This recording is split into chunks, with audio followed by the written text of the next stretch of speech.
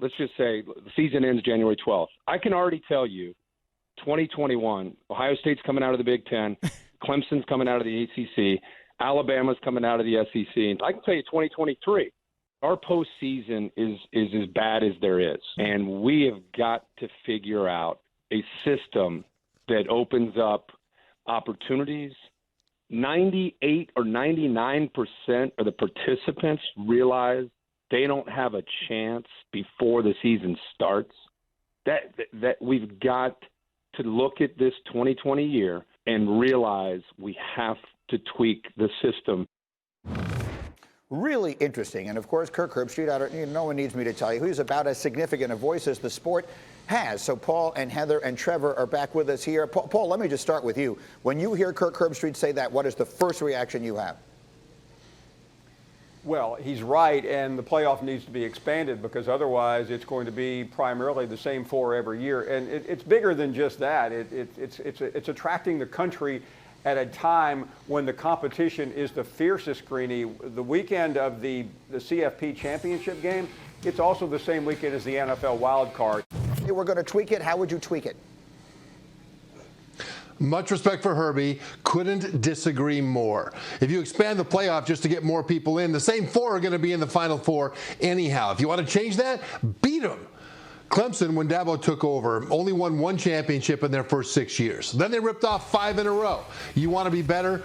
Do what Dabo did at Clemson. Now, I would expand it to 8 teams, but it's not because I think there needs to be more access. It's to increase the value of conference championships, which right now under this system are tiebreakers and one more data point. I think you should have 5 Power 5 champions in, regardless of record, and then 3 at large to clean up the rest. But I think that if the rest of the field wants to change the guys at the top, become the guy at the top.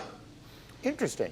All right, and so Heather, then let me come to you. No one covers the College Football Playoff Committee as closely as you do and have since its inception. What, if any, sense do you get that there is a feeling that any change of any kind is necessary?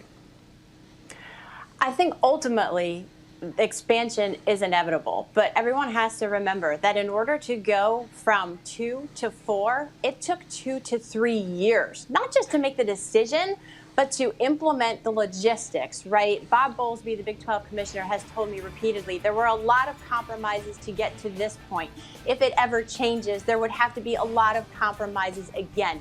Before the Pac-12 started playing, Larry Scott, their commissioner, I thought he got a small victory in that he got the commissioners to talk about expanding it for this season because of the pandemic.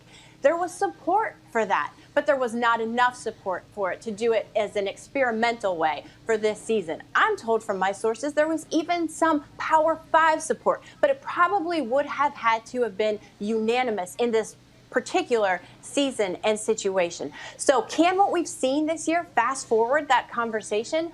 Absolutely, but everyone has to remember how difficult it is because of Rose Bowl, Orange Bowl, Sugar Bowl contracts to change.